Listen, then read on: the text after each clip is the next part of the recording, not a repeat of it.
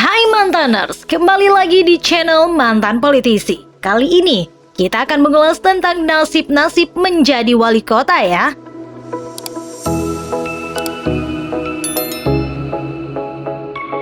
Mungkin sebagian orang menjadi pejabat negara merasakan anugerah, tapi tidak bagi yang akan kita ulas kali ini. Akan tetapi di Indonesia barangkali banyak juga kejadian-kejadian yang kurang menyenangkan kepada wali kota. Hal tersebut mungkin disebabkan karena ingkar janji kepada warga yang gagal ditepati. Terkadang warga juga merasa diingkari sehingga marah ataupun dimaki-maki kepada wali kota atau bupati ataupun juga gubernur.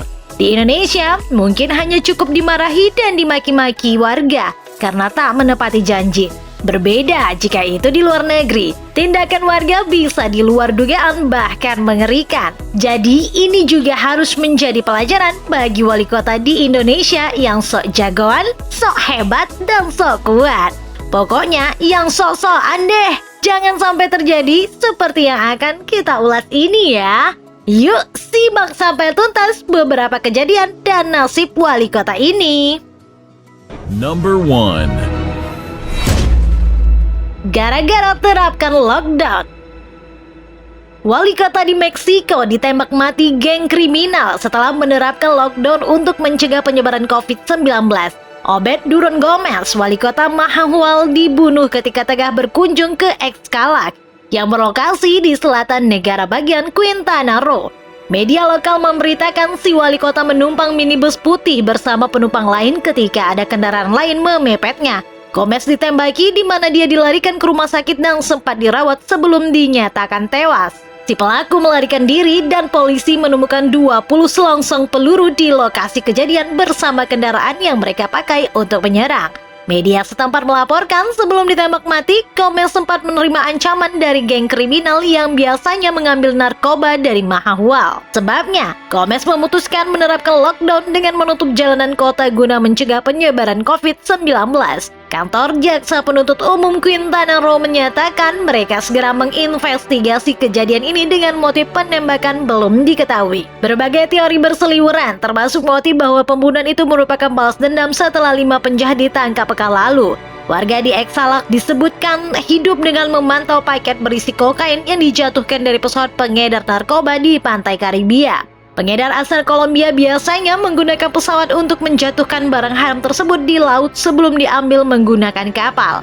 Seringkali kapal yang digunakan untuk mengambil tidak cukup cepat, sehingga kokain itu tersapu ke pantai, diambil warga lokal dan dijual. Kalau soal kriminal narkoba, tentu gangster ini salah ya mantaners. Bagaimana menurut kalian? Apakah di tempat kalian ada penerapan lockdown atau PSBB dari wali kota kalian? Number 2. Diseret pakai mobil. Seorang wali kota di Meksiko bagian selatan dipaksa keluar dari kantor. Setelah itu dia diikat ke mobil dan diseret oleh penduduk setempat yang marah.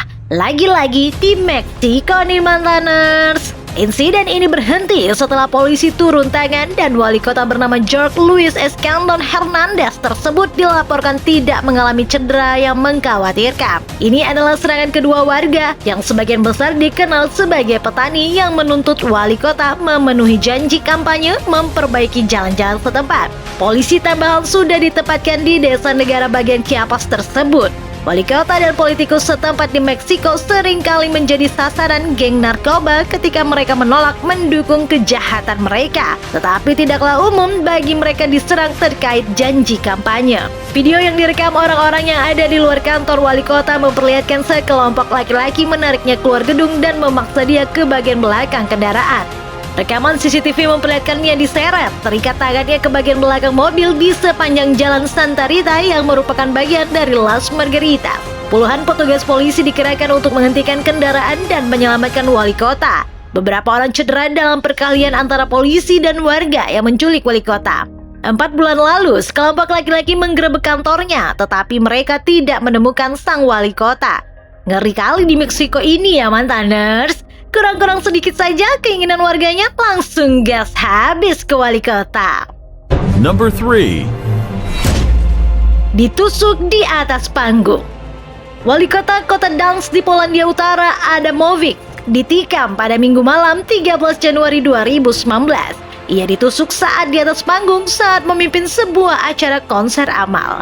Adamovic yang telah menjabat sebagai wali kota Gdansk sejak 1998 sempat tak sadar setelah penusukan terjadi. Namun ia berhasil disadarkan kembali di tempat kejadian dan dilarikan ke rumah sakit terdekat. Adamovic dikabarkan langsung menjalani operasi. Saat itu, menurut dokter, wali kota Malang itu berada dalam kondisi kritis dan serius.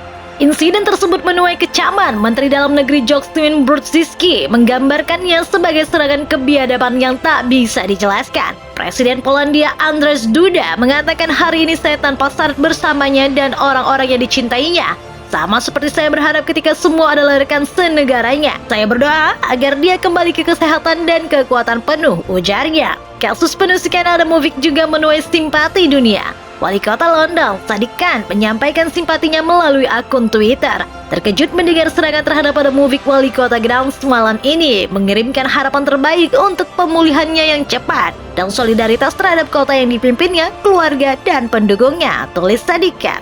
Laporan media Polandia yang mengutip sumber-sumber kepolisian menyebut tersangka penyerang adalah Stefan W., seorang pemuda berusia 27 tahun dari Gdansk. Ia tercatat memiliki catatan kejahatan kekerasan. Hukum Polandia membatasi nama keluarga orang-orang yang dituduh melakukan kejahatan. Di Polandia, main tusuk aja itu preman. Entah apa yang merasukinya sampai menusuk wali kota sendirian naik di atas panggung. Number 4. Diikat di pohon. Nah, mantaners, kali ini unik. Wali kotanya diikat pada sebatang pohon akibat berbohong. Mungkin tindakan warga kota ini tergolong sebuah bentuk pelecehan atau pelanggaran hak asasi manusia. Sepertinya sementara diabaikan saja. Setidaknya untuk bisa dijadikan contoh bahwa seorang pejabat publik harus bisa dipegang janjinya. Kalau tidak, silahkan mengalami nasib sial seperti menimpa Oscar Ramirez Aguilar, wali kota Frontera Comalapa, sebuah kota di negara Meksiko. Wali kota Oscar Ramirez Aguilar ditangkap warga lalu diikat ke pohon untuk proyek pekerjaan umum yang dianggap warganya buruk. Warga setempat menggambarkan bahwa kepala daerahnya itu sebagai seorang pegawai negeri yang buruk. Terlebih banyak proyek-proyek umum untuk kepentingan masyarakat mengalami kerusakan dan tak segera mendapatkan perhatian dari sang wali kota.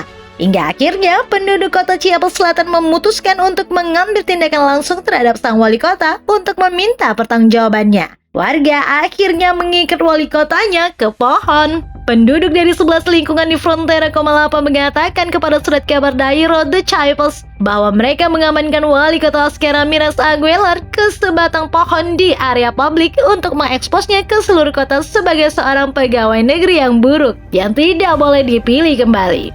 Wali kota berjanji kepada warganya bahwa ini akan menjadi proyek pekerjaan umum yang layak untuk warga Comalapa. Tetapi tangki air warga hanya lelucon. Sistem airnya tidak bekerja dan berfungsi dengan baik. Ini adalah masalah lama yang seharusnya dia tangani dengan baik dan seharusnya menjadi prioritas selama pemerintahannya.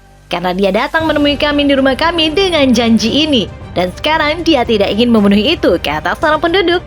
Tak ingin dianggap mengada-ngada, warga setempat pun menunjukkan sebuah video yang beredar di media sosial bagaimana pekerjaan jalan di tempat mereka yang tak kunjung selesai bahkan hanya ditambal dan sudah tampak hancur. Setelah dibebaskan, sang wali kota Ramirez mempersiapkan pembelaan. Dia memposting video di akun media sosial resminya untuk melawan cerita versi penduduk. Mereka tidak mengikat saya, klaim Ramirez. Pertemuan itu dilakukan dengan 11 perwakilan lingkungan Comalapa untuk menyepakati rincian tentang proyek publik besar, pengenalan air minum, klaimnya lagi. Namun, Ramirez sepertinya tak bisa berbohong lantaran pada foto dengan jelas menunjukkan dia berdiri di depan pohon dengan tangan berada di belakang punggung. Sudah jelas-jelas diikat sama rakyat, masih juga berbohong sama rakyat. Kacau ini wali kotanya, memang dasarnya pembohong kali ya? Atau di tempat kalian, ada nggak wali kota yang suka bohong sama kalian atau warga? Berikan komentar kalian ya mantaners. Number 5.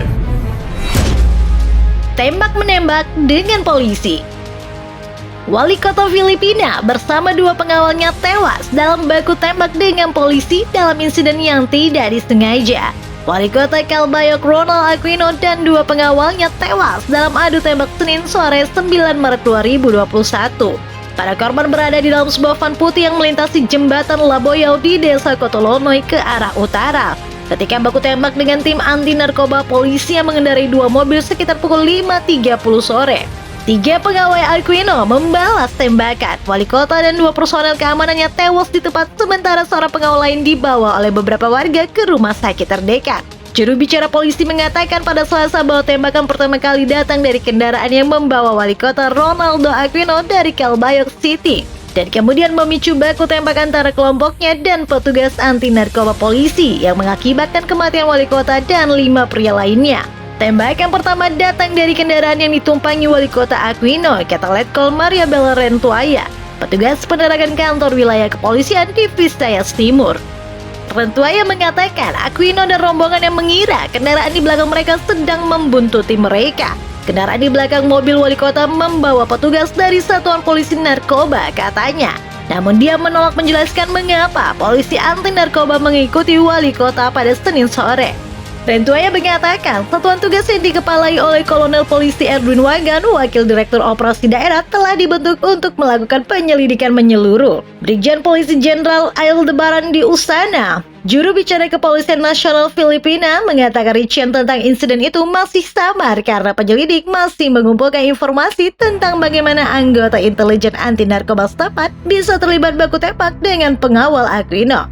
Dia mengatakan kepolisian Filipina telah memastikan bahwa anggota polisi yang terlibat baku tembak sedang memeriksa kesiapan operasional unit kepolisian di daerah tersebut. Usana mengatakan Aquino bukan subjek operasi polisi dan para petugas hanya melakukan perjalanan ke arah yang sama dengan wali kota. Dia mengatakan petugas yang terlibat dalam baku tembak mengklaim bahwa mereka tidak mengetahui bahwa wali kota berada di dalam kendaraan yang menembaki mereka. Selain Aquino, korban tewas di dalam mobil Toyota Hi-Ace Van milik wali kota adalah sopirnya, Dennis Abayon, dan pengawalnya, sersan staf Rodeo Sario. Seorang pegawai balai kota, Mansfield Labonite, juga terluka. Yang tewas di dalam kendaraan tim anti narkoba adalah Kapten Polisi Kepala Satuan Anti Narkoba Provinsi dan sersan staf dari kelompok intelijen provinsi. Ronald Aquino, 59 tahun, yang berada di masa jabatan terakhirnya dan salah satu pendukung Partai Liberal di Samar, tidak masuk dalam daftar target operasi narkoba Presiden Duterte. Sebuah laporan polisi awal mengatakan Aquino sedang dalam perjalanan ke Villa Marcelina milik keluarga untuk menghadiri perayaan ulang tahun putranya, Mark,